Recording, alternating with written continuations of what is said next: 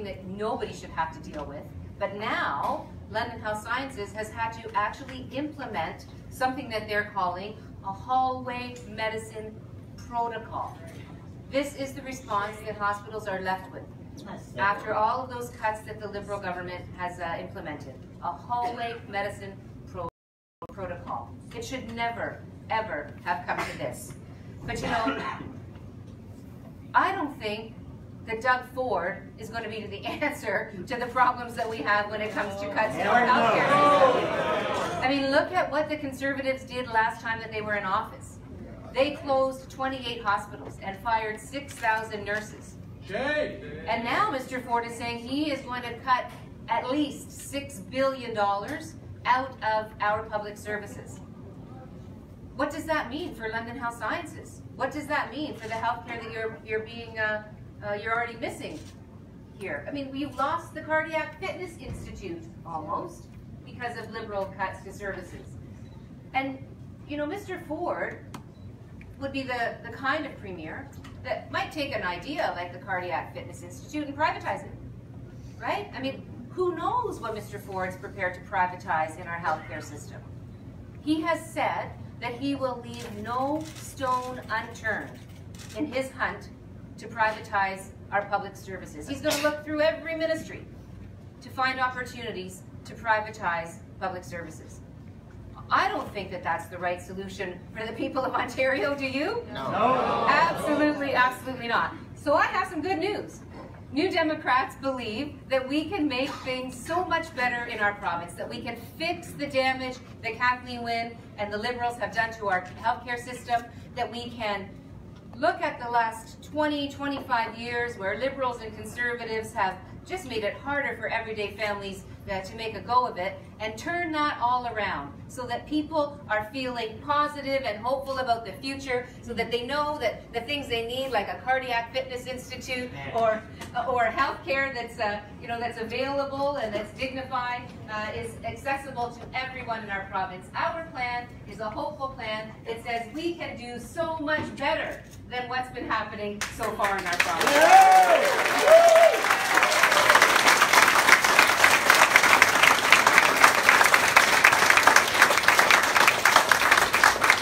So I'm really happy to be here in London to officially launch our Southwest platform for Niagara and Southwestern Ontario for this election.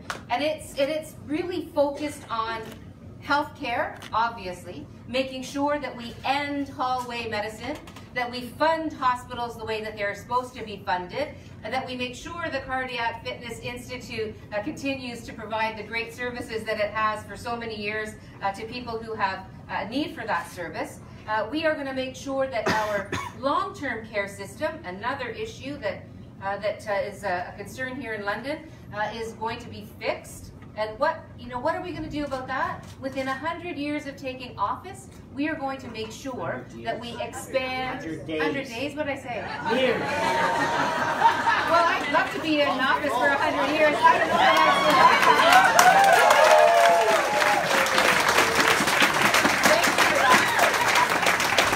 Within 100 days of taking office, we are going to expand the public inquiry into long-term care. And you know, it's your community, along with your neighboring community of Woodstock, that saw the horrific results of the Wetlaufer nurse, the nurse Wetlaufer, and the actions that she undertook in taking people's lives as a nurse in long-term care. That was a heinous set of crimes, and everybody, I think, recognizes that and supports the idea that the government put forward a public inquiry to find out what went wrong, how these things were able to happen. The problem is they focused their public inquiry very, very narrowly. And I know the people of London, people of Woodstock, people around Ontario deserve a full public inquiry into all of the systemic problems that exist in long-term care, so that none of us ever have to worry again about what we're going to find when we go visit our loved one. Are there going to be unexplained bruises, broken bones? Are we going to find out that our loved one has not been seen by anybody for 16, 18 hours in a row? I mean, these are the kinds of stories that people tell me every day that they're seeing in long-term care. But we can fix that. We can fix that with investments in long-term care, with a public inquiry that's a fix and find public inquiry, and making sure that we're encouraging more PSWs to be involved in long-term care, because we're going to get their wages up and ensure that they're decent jobs for those very important frontline workers in long-term care.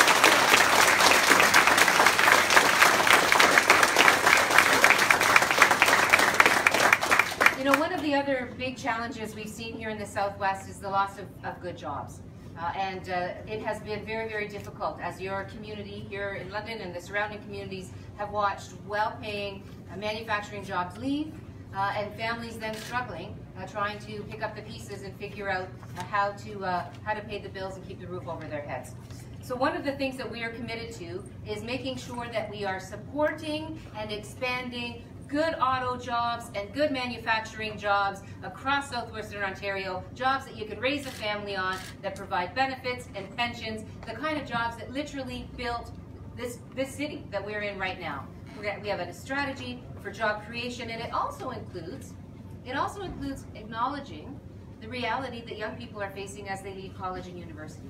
Right? Too many young people are leaving college and university without an opportunity to get a good job.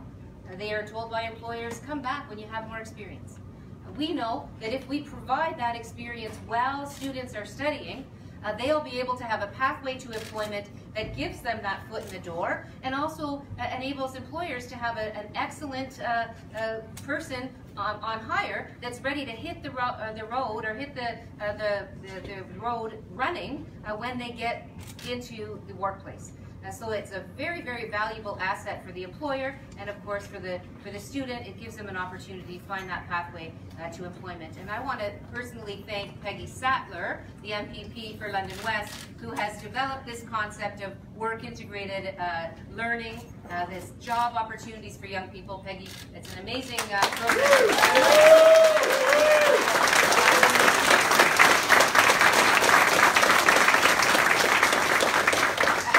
One more thing about young people, because I know this is a university and college town.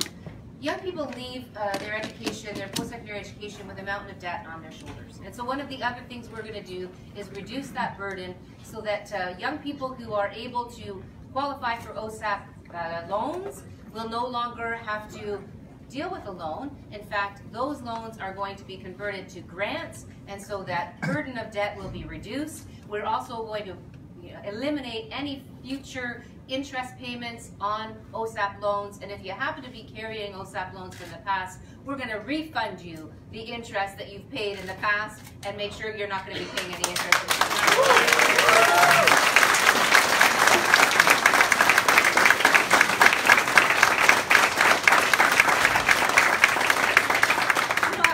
Parents all the time, and they have anxiety about their young adult children.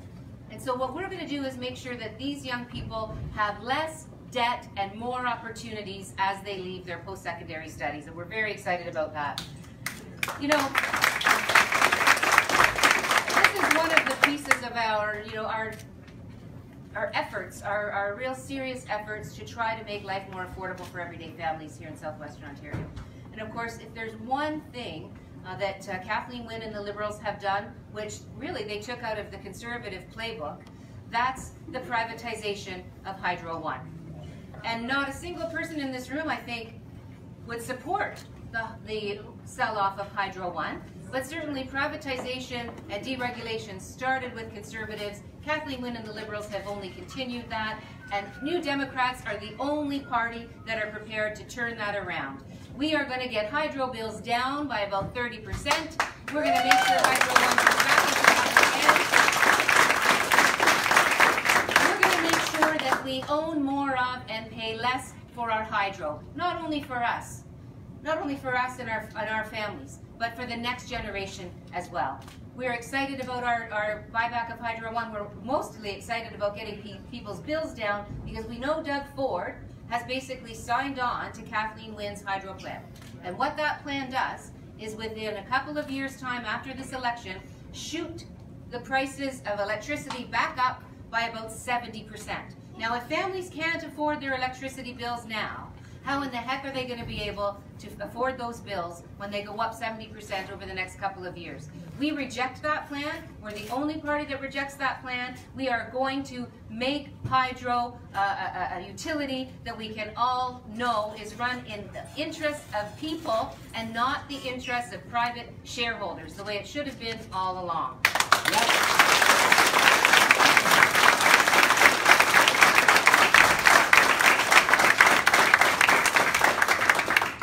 Another big piece, of course, is the reality that we know too many families are facing, and that is an inability to get dental work done, to even get dental exams booked for their children, because they don't have the money up front to pay for that important service. Right now in our province, every 3 minutes, someone is going to either an emergency ward or a doctor's office to try to get their teeth dealt with, to try to get pain in their mouth dealt with. And what they might get is maybe a prescription for pain, maybe an antibiotic if there's an abscess, but certainly they don't get the dental care that they need. And I've heard some pretty moving stories about just south of here in Sarnia, a young woman, 24 years old, had a little bit of money left in her plan at school, so she was in post-secondary. She was just about to graduate, a little bit of money left in her plan. She had an abscessed tooth that was causing her a great deal of pain and had been for months. She wanted to save that little bit of money in her plan for her 6-year-old son, because you never know what's going to happen with children, and she didn't want to use up that little bit of money. So she was literally contemplating yanking out her own tooth to try to deal with the pain, because she knew she couldn't afford to go to a dentist. Nobody should have to make those kinds of choices. No parent should leave a dentist's office after a checkup with their kids knowing that they can't afford to get the fillings done for months and months and months on end. I've talked to people who have said that after years and years of having no dental plan, they finally get a job where there's a dental plan, and then it takes them a couple of months to get up the courage to go to the dentist because they're embarrassed about the shape of their mouth and their oral health. Well, we're going to fix that, and we're going to make sure that everyone in this province, either through work or their OHIP card, is able to get dental care.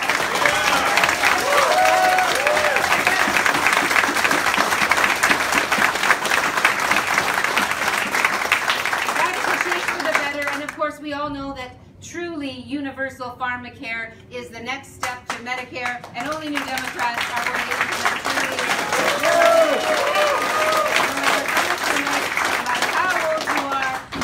to get the prescription drugs that your doctor prescribes for you. It's a way to keep people healthier. It's a way to reduce pressure in the hospitals. I mean, these are ideas that should have been implemented a long time ago. And let me just say this. Kathleen Wynne and the Liberals have disappointed people for many years now. Anything that they're bringing forward in their platform or in their budget, they could have done already over the last 15 years. And what people are telling me is that they want to see change for the better, that addresses the concerns that their families have struggled with over the last number of years. And we're very, very excited to be able to say to Southwestern Ontario families, we have a plan for a change for the better that is going to help you with all of these things. But we also have a plan that's going to help your city, for example, pay for its transit system by uploading 50% of the operating costs of transit. We have plans to make sure that the Southwest actually develops a transportation system that meets the needs of all of the communities throughout the Southwest. We're calling out our Southwestern Transportation Strategy, which is part of our platform. We're also committed to making sure that we're supporting farms and farm families. Whereas Amanda was on a great farm just yesterday, because we know that farms feed cities, first of all, and that it is important to make sure that we're supporting rural Ontario, rural communities, and their infrastructure and their needs, so that they can continue to provide not only the great food on our tables, but the amazing economic input that they provide to our overall economy.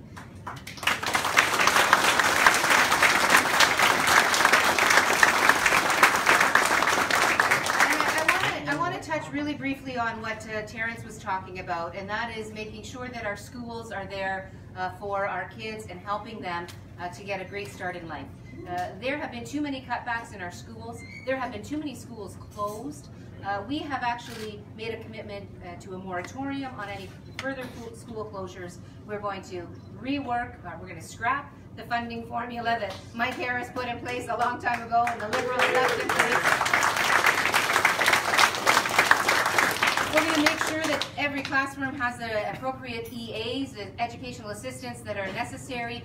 We're going to work closely to replace the EQAO with a system that helps parents and children and educators help young people and children to meet their full potential. We have a lot of great changes to our education system. But you know, when I come to communities like the Southwest, and I hear how challenging it's been when a rural community, for example, loses their school, or for that matter, loses their hospital or their healthcare center.